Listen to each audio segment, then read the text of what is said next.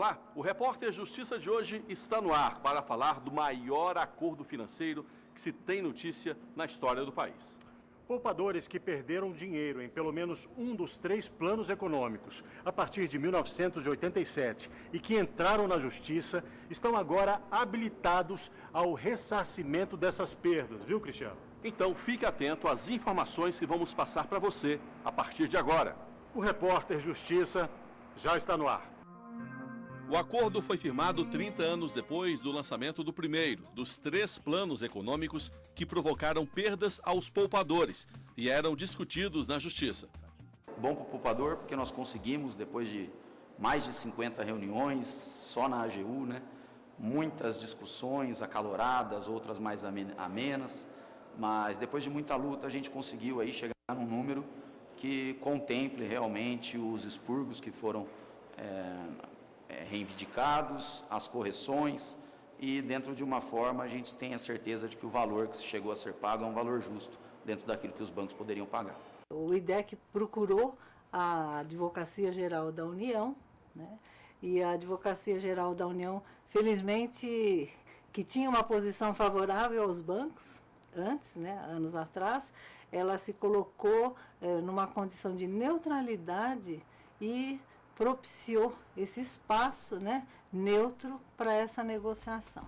É tratado como um marco histórico. Sabemos que esse capítulo da hiperinflação tinha ficado em aberto e a assinatura desse acordo tende exatamente a colocar um termo final a esse capítulo da história brasileira. Na década de 1980, o brasileiro convivia com uma inflação galopante. E aqui, um parêntese.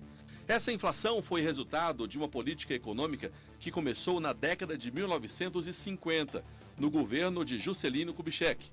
O milagre econômico no fim da década de 1960 foi financiado por empréstimos internacionais.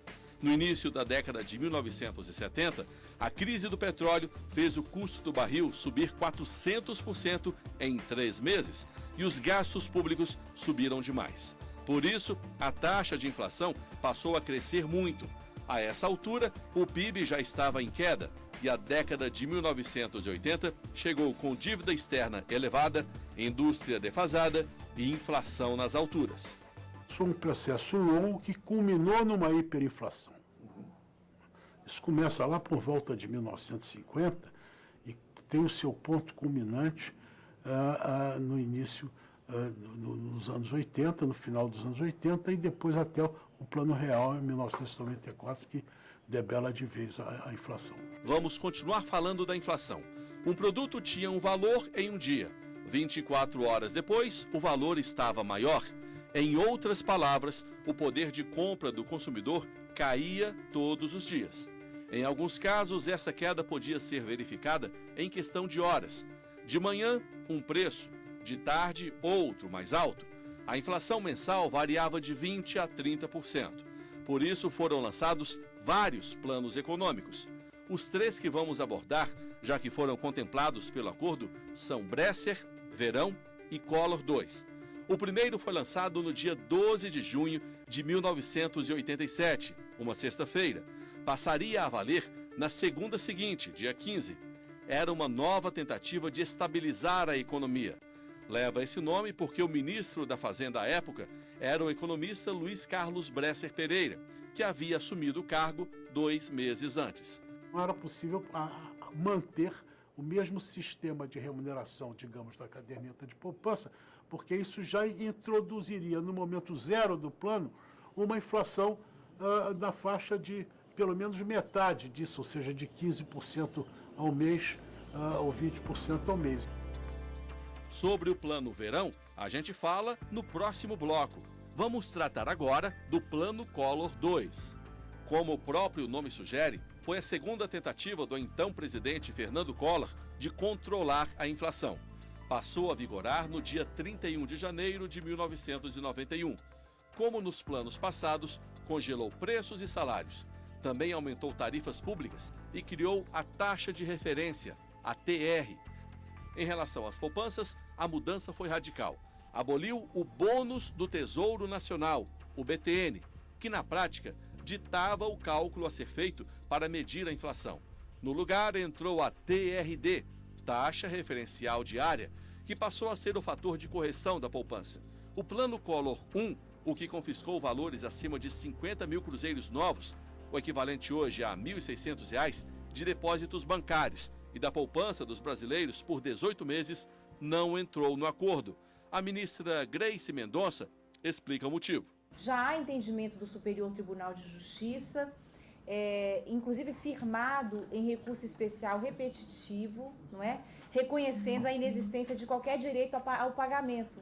Então, em decorrência disso, nós não trouxemos o Plano Collor 1 para as discussões, já que temos aí o posicionamento firme já da nossa Corte Superior nesse sentido e, portanto, as ações elas seguem com decisões positivas para os bancos em relação a esse tema. O acordo intermediado pela Advocacia Geral da União foi fechado entre a Frente Brasileira dos Poupadores, Instituto de Defesa do Consumidor e Federação Brasileira de Bancos. O poupador que recorreu à Justiça não é obrigado a aderir. Vai discutir o assunto com o advogado para ver se adere ou não. Por isso, não há um número concreto de pessoas beneficiadas. A estimativa é de que chegue a 3 milhões de pessoas, com pagamento de 10 bilhões de reais. O número relacionado à justiça também é animador. 1 milhão de ações encerradas. O poupador tem 24 meses para aderir ou não ao acordo. Os pagamentos vão ser divididos em 11 etapas. Os primeiros a receber vão ser os mais velhos. O poupador tem de provar que tinha dinheiro depositado na época. No próximo bloco, Alexandre Matula conta a história do bancário e poupador que, graças ao acordo, deve receber cerca de 15 mil reais. Não saia daí, a gente volta já.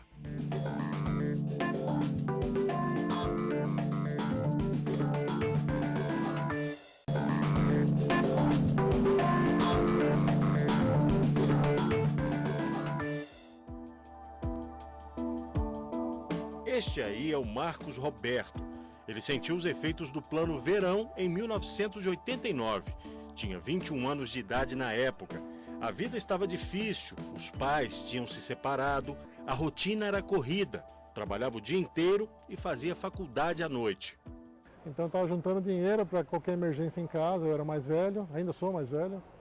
Qualquer emergência em casa poder ajudar. E aí quando veio o Plano Verão, deu aquela deflacionada na coisa, entendeu? A poupança não teve o reajuste que precisava, foi comprometida boa parte por causa do Plano Verão. O Plano Econômico Verão foi criado no governo do presidente José Sarney para estabilizar a economia brasileira no final da década de 1980. Foi lançado no dia 15 de janeiro de 1989. Congelou preços e salários. Manteve o gatilho salarial, um mecanismo que aumentava o valor do salário toda vez que a inflação chegasse a 20%.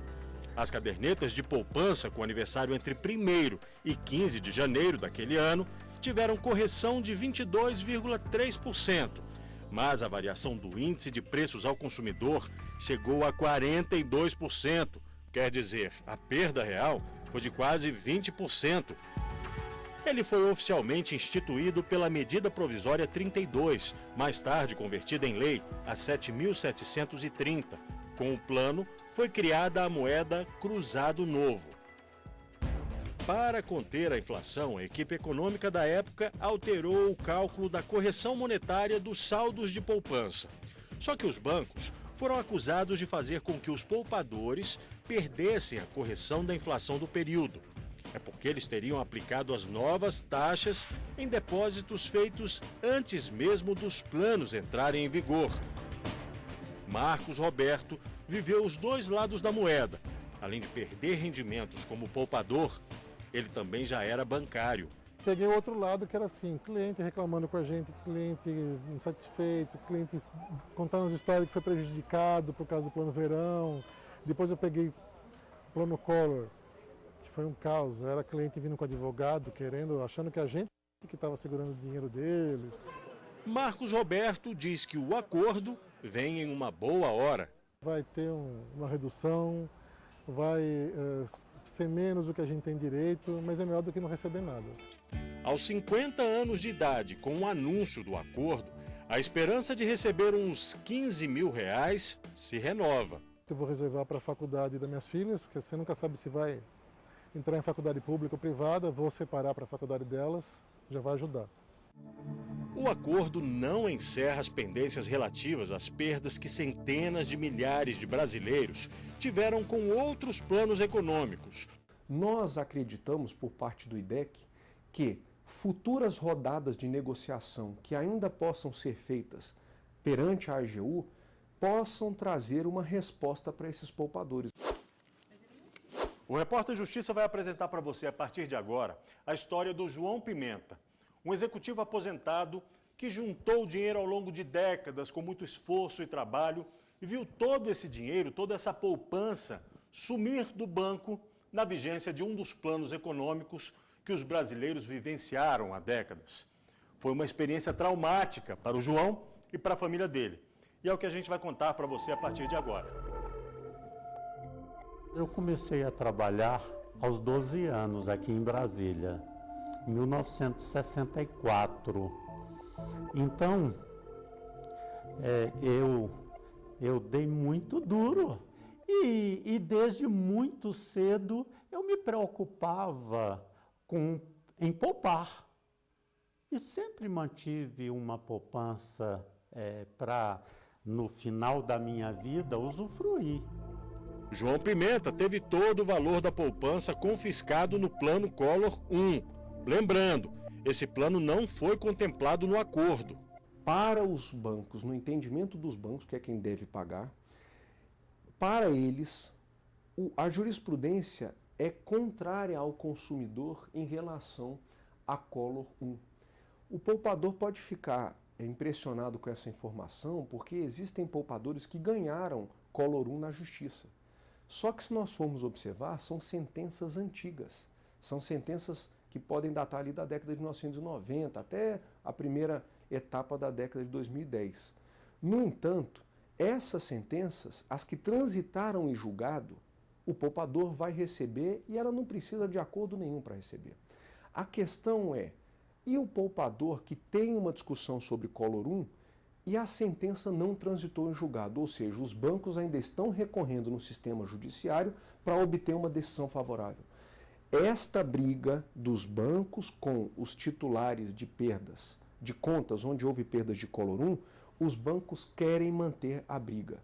Daí porque isso não foi objeto de consenso e não foi levado a acordo. Seu João tinha o equivalente a uns R$40 mil na poupança e depois de vender a parte dele em uma empresa de manutenção industrial, aplicou mais dinheiro. Em valores atuais, ele teria perdido cerca de R$240 mil. Estava querendo ter uma vida mais tranquila, porque eu tinha que criar 3 filhos pequenos. Então eu queria dar assistência e ficar mais próximo deles, porque o meu trabalho não me permitia criar os filhos à distância. Como é que foi a sua reação assim que soube que tinha perdido todo aquele dinheiro? Era muito dinheiro, né? Foi confiscado todo o dinheiro, você já está sabendo? Eu falei, não estou sabendo. Porque naquele tempo, quando a gente era um bom poupador e tinha uma conta corrente boa, o gerente aceitava o cheque e logo jogava o dinheiro da poupança na conta corrente para cobrir o cheque. Então, eu fui impelido a não dar o cheque por causa dessa notícia. Imediatamente entrei em contato com o banco e fiquei sabendo do confisco. Foi mais um trauma. Seu João havia perdido a esposa de maneira trágica por causa de um choque elétrico, poucos meses antes, em 1989. A família estava dilacerada e, por causa do plano econômico, estava também sem dinheiro. Foi muito traumatizante, mas naquele momento eu cheguei a uma conclusão: eu sou covarde, porque se eu não fosse, eu teria me suicidado.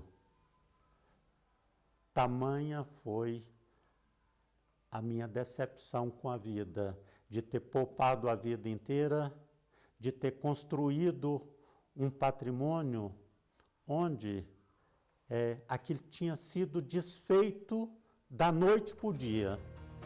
Mas o executivo deu a volta por cima, renasceu na vida profissional. Que eu voltei a trabalhar e depois conquistei de novo o emprego anterior, mas depois de uma luta muito grande. E agora existe a esperança do próximo acordo beneficiar poupadores como o seu João. É o que espera o advogado do IDEC. Nós esperamos que a gente possa levar ainda esse ano uma nova proposta de acordo exclusiva para Collor 1. E aí sim o Supremo vai ter uma oportunidade de analisar, mandar para a Procuradoria-Geral da República, depois receber e examinar se é possível pagar via acordo os poupadores que ainda têm processos de Collor 1 não transitados em julgado. O precedente para novos acordos pode estar efetivamente aberto a partir da homologação colegiada no STF, o que ainda vai acontecer. O STF ele é um órgão que é representado tanto pelos seus ministros em conjunto, que são as turmas e o plenário, quanto pelos ministros individualmente nas decisões monocráticas. O STF já homologou o acordo por intermédio da decisão do ministro Dias Toffoli, que foi proferida no último dia de 2017 no ano judiciário. Então, em 19 de dezembro de 2017, o ministro Dias Toffoli homologou o acordo. Então, já existe uma manifestação do Supremo homologando o acordo. Então, seria uma segunda homologação do Supremo na forma colegiada. Mas, de fato, o acordo já foi homologado. Na parte em que os processos estão da relatoria do ministro Toffoli, já há uma homologação. No próximo bloco, você vai conhecer o seu Ribamar, que vai reaver as perdas de 2 planos econômicos contemplados no acordo. Não saia daí, a gente volta já.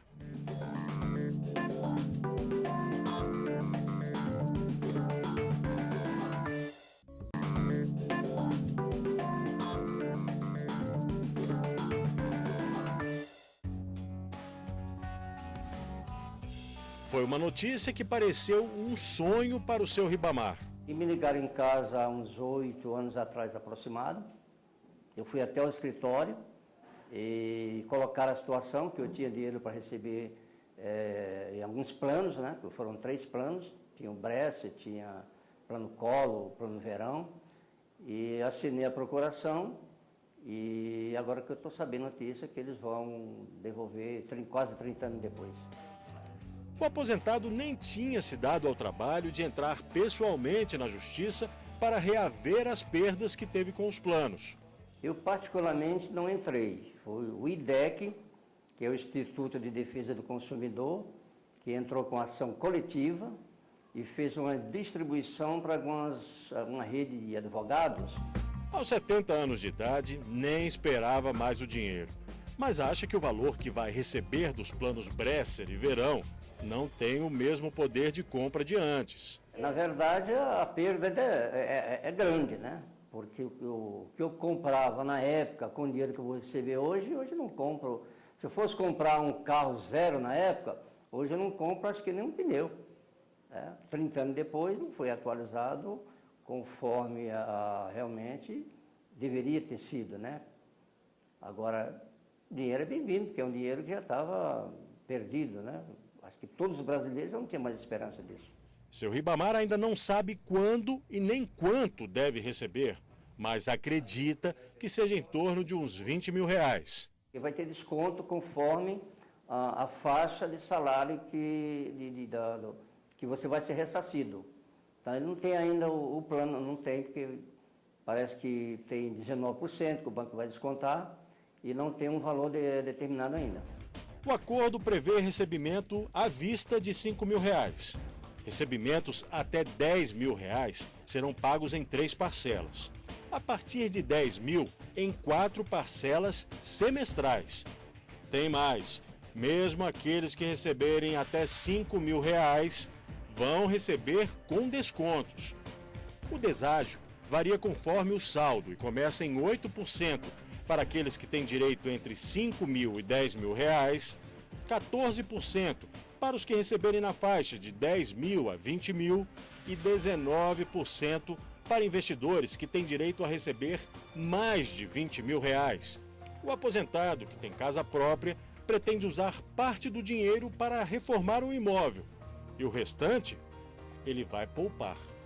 Pobre, o assalariado mesmo, que vai investir em pouco dinheiro, o caminho certo é a poupança. Eu ainda acredito na poupança.